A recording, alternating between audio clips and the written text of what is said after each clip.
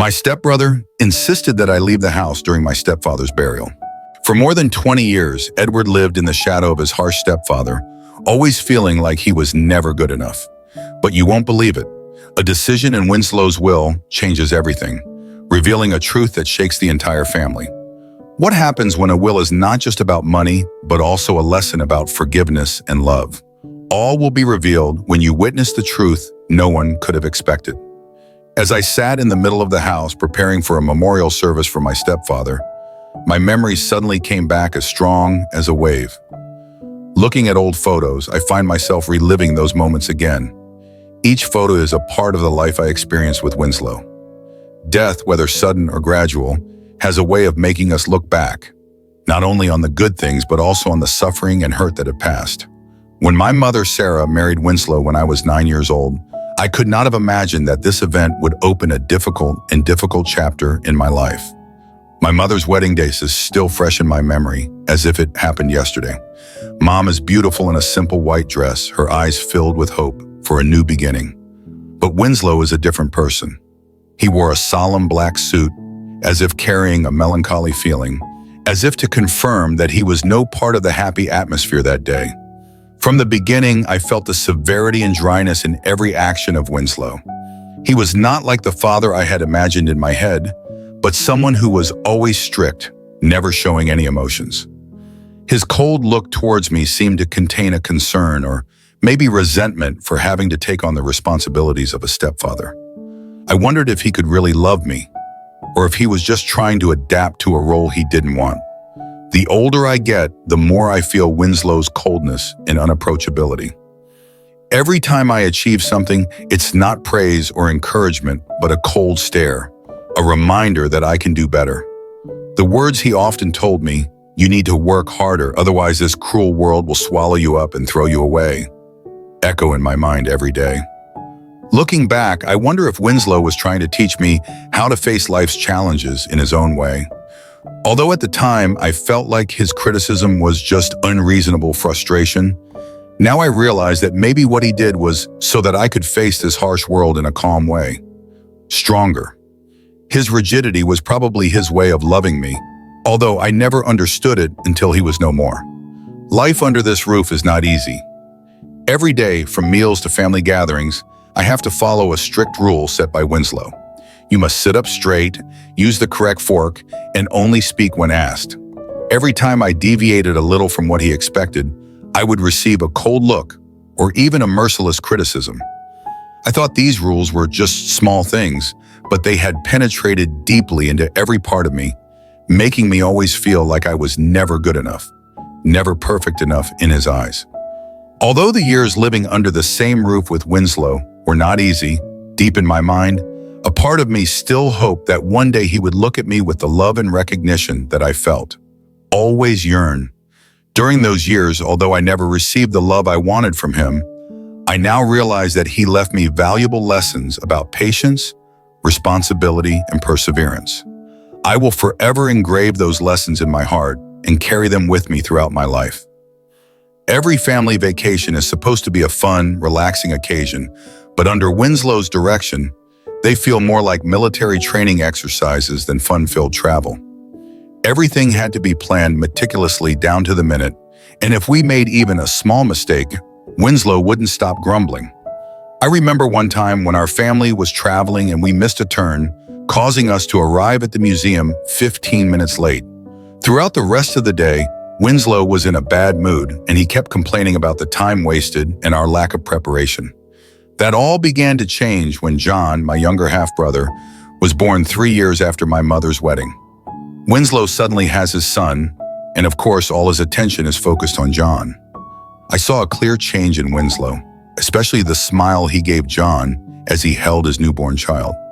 It was a smile I hadn't seen on his face in all these years. That smile was like a switch being turned on, opening up a part of Winslow that I had never known. And that was the moment I felt a surge of jealousy and anger inside me. When I was 12 years old, I couldn't understand why John was loved and cared for so much, while I only received cold looks and constant criticism from him.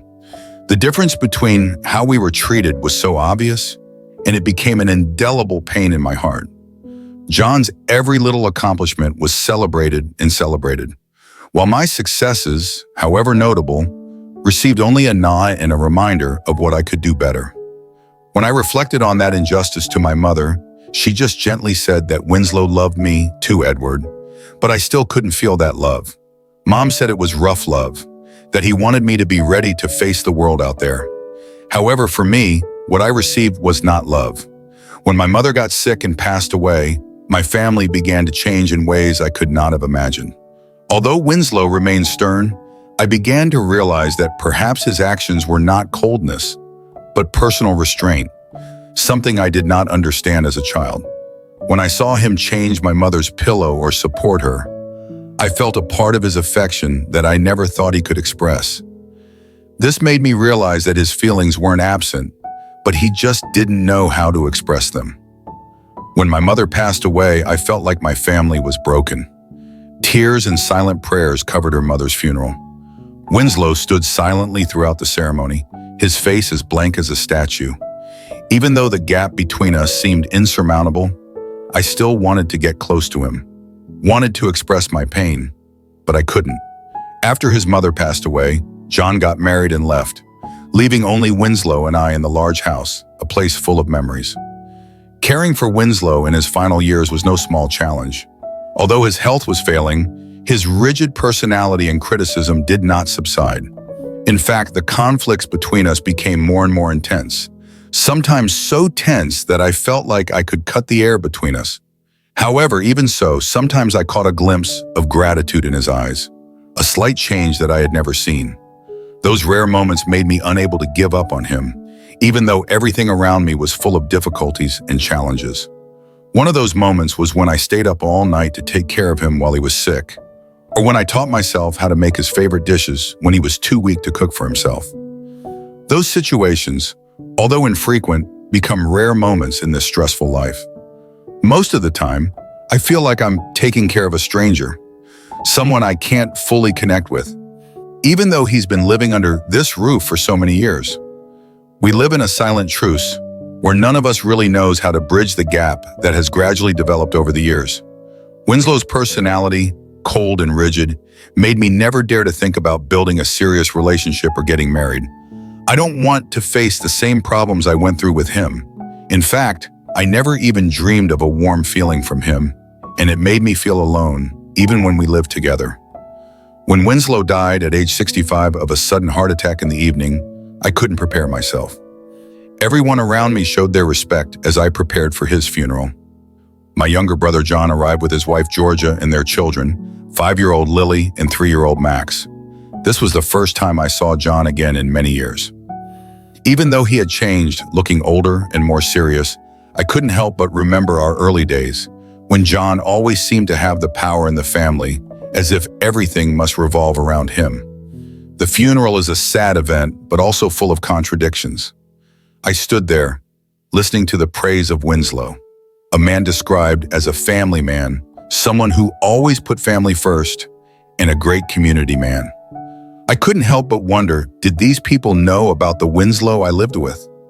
They spoke of a completely different man, one I could only perceive from afar. John, for a moment, pulled me aside as people started to leave, and I thought that maybe he wanted to share a little sadness or try to reconnect with me after so many years apart. But instead, he suddenly told me something that made me feel like I was being slapped in the face. About the house, he said, his voice light as if we were talking about a weather issue. I need you to leave by the end of the month. I looked at him, suspicious, unable to understand. What are you talking about? I asked again, feeling like I was being punched in the heart. He just muttered impatiently, "The house, Dad has already passed it on to me. In the end, I am his true son. Don't you think he will leave it to me?" It felt like I had just been punched so hard in the chest that I couldn't breathe. All the years I spent with Winslow, taking care of him, suddenly became meaningless. My constant efforts to become the son he wanted were now in tatters, leaving only disappointment and hurt. Part of me wanted to fight, wanted to reclaim what I had contributed, feeling like I was worthy enough to receive some recognition. But the rest of me, the child inside, still yearning to be loved and recognized, could only retreat. Okay, I replied, my voice empty, devoid of any emotion other than extreme fatigue. I'm going out at the end of the month, I said, not just for Winslow, but for the family I never really had. It was the family that I always hoped would have a connection between me and Winslow, but it never came true.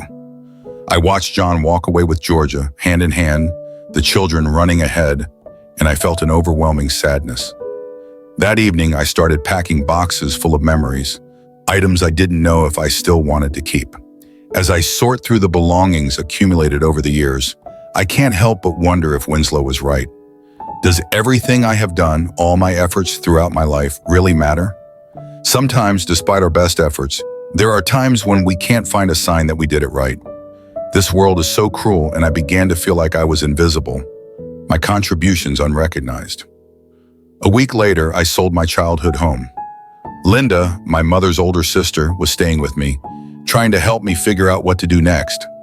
When I think about John, about what we've been through and how we got here, I lie awake all night, staring at the unfamiliar ceiling. Everything changed so quickly, I didn't have time to adapt.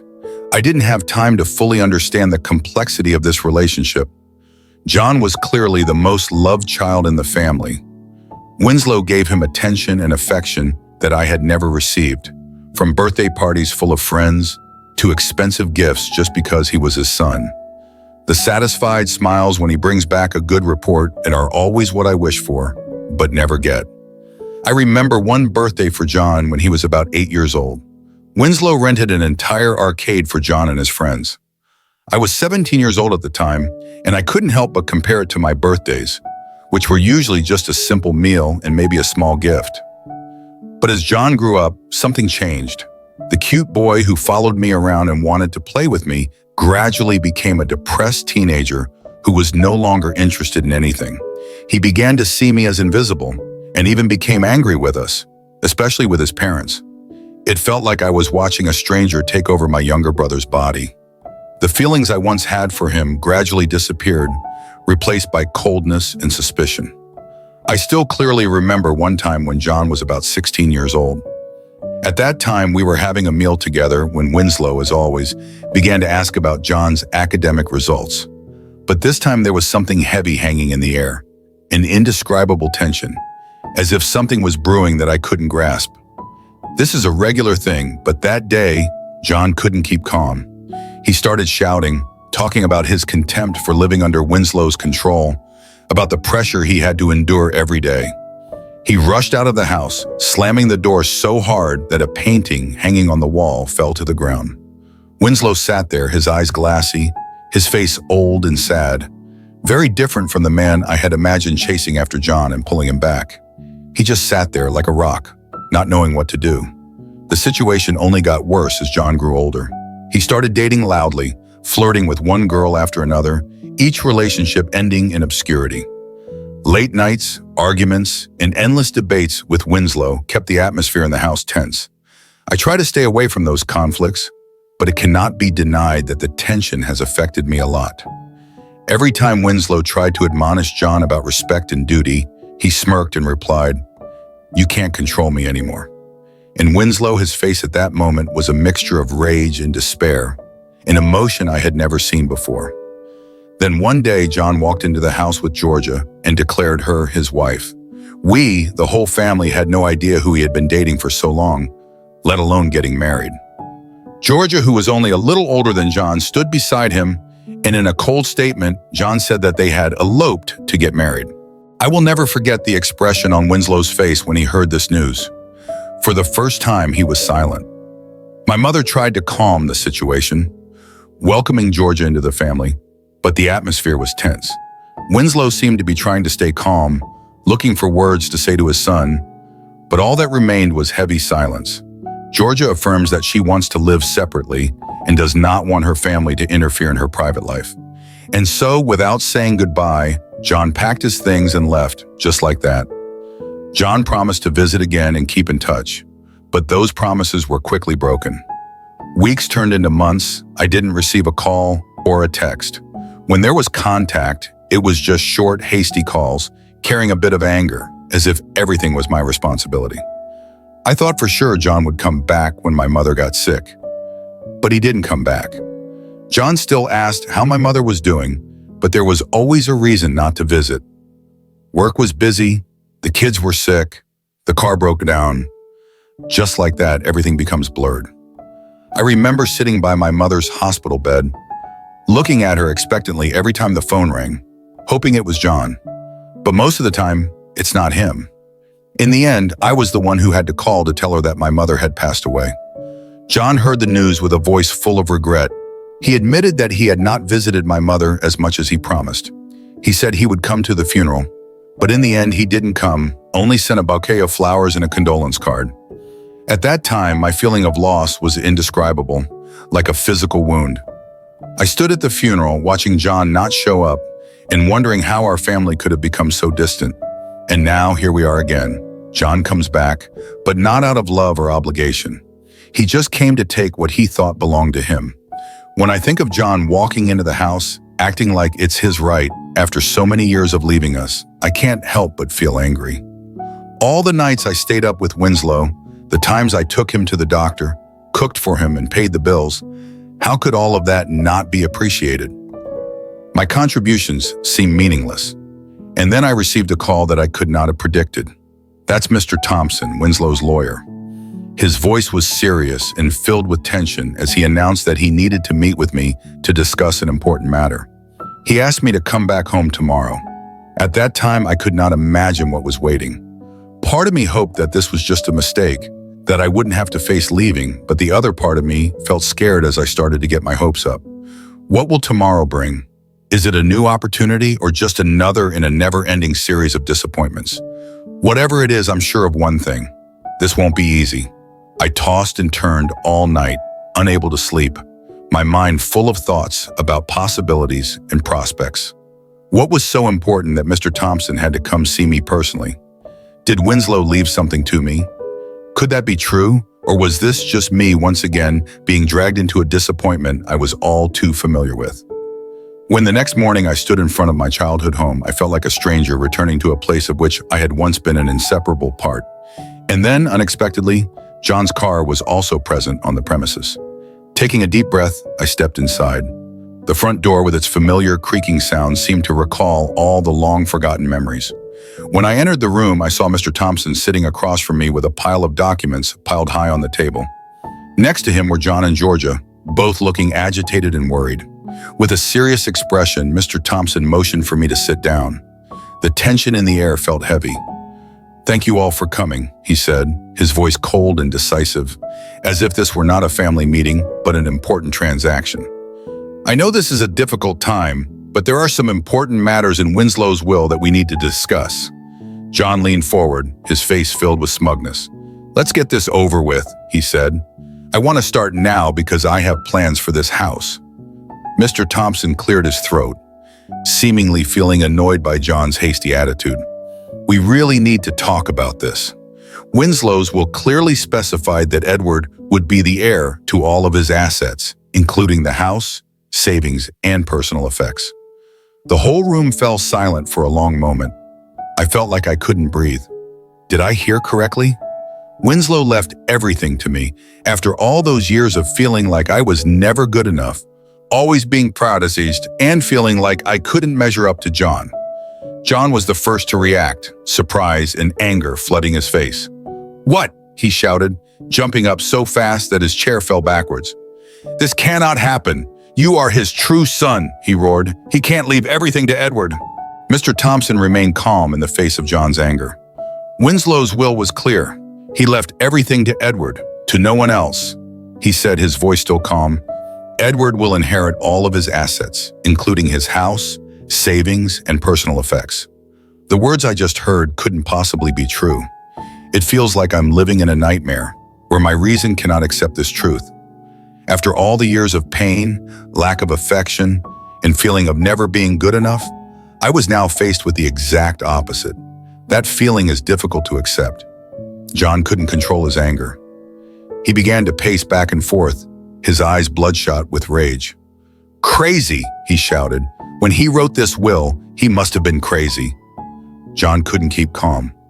"I will contest it," he said, his voice full of challenge. "I will take this to court." Mr. Thompson, despite witnessing the case, remained calm. "That is not what I advise you to do," he said. "Winslow prepared this will very carefully. He has also enclosed a letter clearly explaining his choice and requesting that it be authenticated and notarized. Telling this will not be easy," he continued, his voice firm. John turned around, his eyes full of anger and resentment, looking straight at me. "It was you who did this, right?" he challenged. "Somehow you turned him against me?" "I still don't understand the situation. About any of this, I don't know," I replied, raising my hand as if to dispel the absurd accusations. "I just thought he would leave it all to you." Before the confrontation could escalate further, Mr. Thompson quickly spoke up, like a mediator. "If it helps, I think Winslow's letter will help clarify his choice," he said, pulling out an envelope and beginning to read it. He opened the letter and read, his voice sounding serious, sometimes filled with emotion. "Dear my sons, if you are reading this letter, it means I have passed away. Even though I hope to clarify things, but I know you will find my decision very confusing.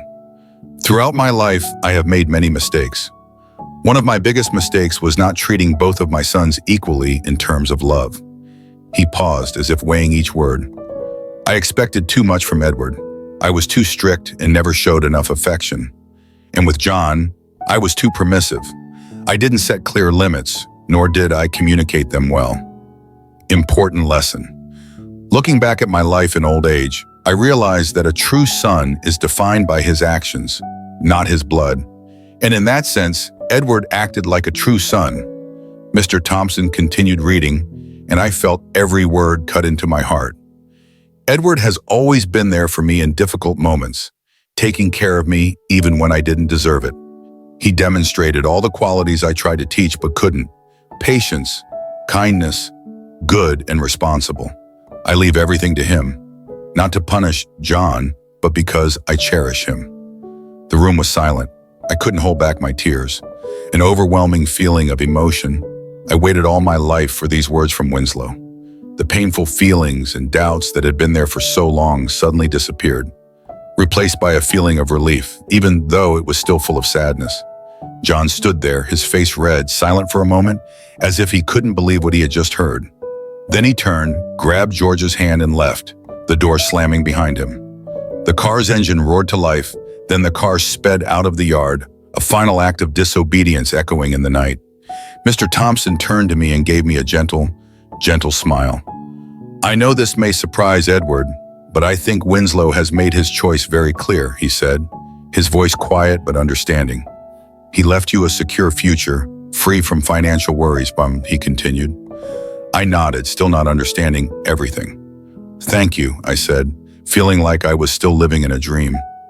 "I need time to reflect on all of this," I whispered, feeling like things were only just beginning to calm down. Mr. Thompson stopped and carefully folded the documents. "There's one more thing," he said, then handed me another envelope. "Winslow also left you a personal letter."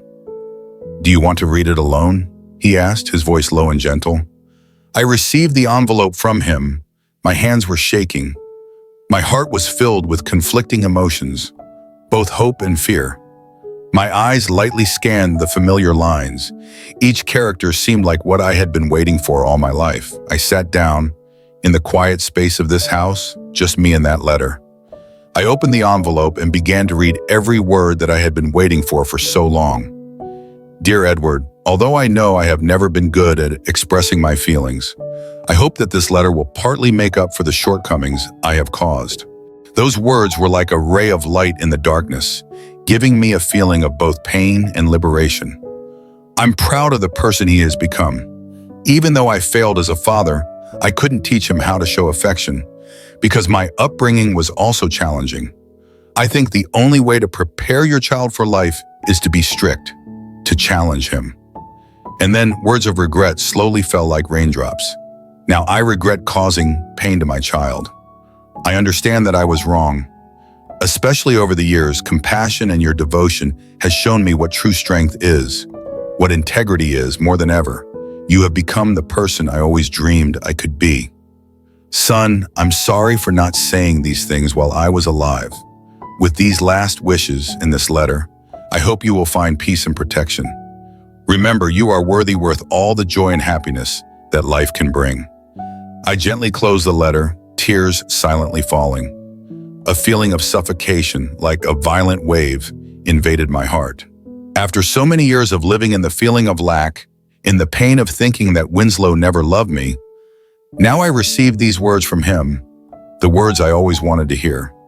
It all seems too late, but I know I have to learn to forgive, even though it's not easy. In the following days, I struggled to understand and accept all that had happened. The house, previously filled with stressful and painful memories, now feels different. It belongs to me, not only legally, but also in a deeper sense. It is the recognition and affection that Winslow left me, even though it was too late. John hasn't contacted me since the day he left. With every day that passes, I feel more and more doubtful that he will ever return. Even though I know it will take time to heal these wounds, a part of me still holds out hope that one day we can find a path to reconciliation. The pain I carry still does not go away, and the distance between John and I seems to be widening, like an abyss that cannot be easily crossed. However, I believe that love and forgiveness can still be the only bridge, although I don't know when he and I can cross that bridge. Family, I realize, is an extremely complex concept, not always easy to understand or accept. But each person in the family has their own way of expressing love, sometimes difficult to understand. Winslow, although somewhat harsh and serious, loved me in his own way. That love may be flawed, but it is always sincere love, and that is a precious gift that I can receive from him. In his own way, Winslow worked to equip me to face life, building in me strength and resilience. Although I wish he could find a gentler approach, I have come to understand him better now. Regarding inheritance, I understand that it is not just about money or real estate, it is also a great responsibility. Winslow trusted me to be the one to continue his legacy, living up to the ideals he cherished. This was a challenge, but I was determined to not only fulfill his expectations, but make it worthwhile. To do that, I decided to establish a scholarship fund named after Winslow. Part of his legacy will be helping disadvantaged children so they can access education and opportunities that many other children may miss out on. Continuing the teachings that Winslow passed on to me, I feel this is the best way to honor his memory. Sitting here in a house I never imagined would be mine, I'm still trying to make sense of all that happened. The relationship between a father and son is something very complicated, full of deep emotions and misunderstandings, things that are never said. Winslow and I never had the relationship I had hoped for when he was alive, but his last act gave me the opportunity to understand him better, to realize that his love was always present, even though it was buried beneath the surface of severity and difficulty. I wish Winslow had shared these words during his lifetime. If we could open our hearts and resolve the problems in our hearts, perhaps we could build the relationship I always craved. But life doesn't always give us complete or perfect endings, and sometimes we have to learn to accept that. What I received from Winslow, even belatedly, is still a precious gift that I cannot help but cherish. My focus now is on honoring Winslow's memory. I will live by the ideals he has tried to teach me throughout my life. Work hard, give your all, and most importantly, love those around you. Although this path is not easy, I am ready to accept and continue the legacy he left behind, bringing with him valuable lessons. Looking to the future, I feel like I'm experiencing many different emotions. Sadness for what has been lost, gratitude for what we still have, and hope for what is to come. The unexpected legacy that Winslow left me was not only financial stability, but also a new perspective on family, love, and forgiveness. Even though I never expected this is a new chapter in my life, and I'm ready to face it, carrying with me the lessons from the past and hope for a brighter future. Maybe this is the best inheritance I can receive. Finally, standing in the house I had lived in for so many years, my heart was filled with emotions that were difficult to describe in words. Everything was like a broken mirror. Each shard reflected a part of the truth I had never seen before. The years I spent living in Winslow's stepfather's shadow, the times I faced coldness and lack of recognition, now seem like valuable lessons. Sometimes we don't get what we expect from others, but life has a way of making us understand that everything happens for a reason. When Winslow passed away, I never imagined my life would completely change in ways I could never have expected. His will was more than just words on paper. It was an opportunity for me to change my perspective on family, love, and forgiveness. All the emotions I had buried for many years, and all the wounds in my heart were suddenly released when I realized that, even though he never showed it, his love was always present in his own way. I no longer feel like a failure, but like someone who has learned to understand and forgive. Winslow's letter, the words he never spoke while he was alive, became the last gift I received, a gift that overcame all the difficulties and hardships in my life. I decided to use what I inherited not only for myself, but also to do something good for children who never had the chance. Creating the scholarship fund is my way of expressing gratitude for the lessons Winslow taught me about responsibility, perseverance, and unspoken love. And at this moment, I realize that family love, no matter how complicated and painful, is still the most important thing in life.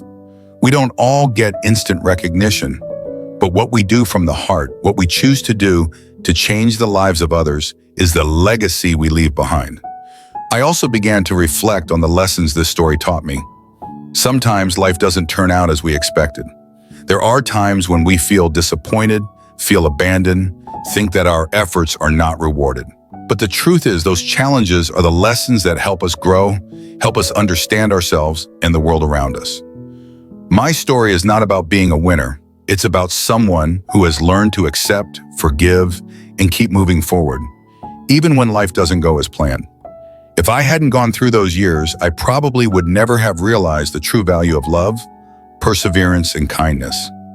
So the question is, can we truly forgive past mistakes even if we don't receive the recognition we deserve?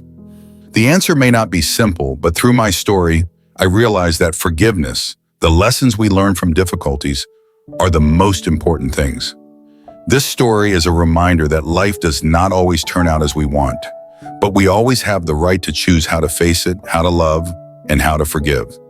Each of us has our own story, our own journey, but if we learn from our mistakes, from our pain, we will find inner peace and continue to walk on our path. Thank you for following my story.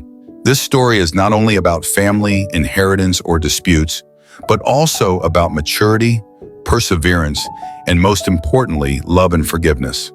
If you find this story meaningful and want to hear more inspirational stories, don't forget to subscribe to our YouTube channel. We will continue to bring more touching and meaningful stories, hoping to add strength and motivation to our own life journey.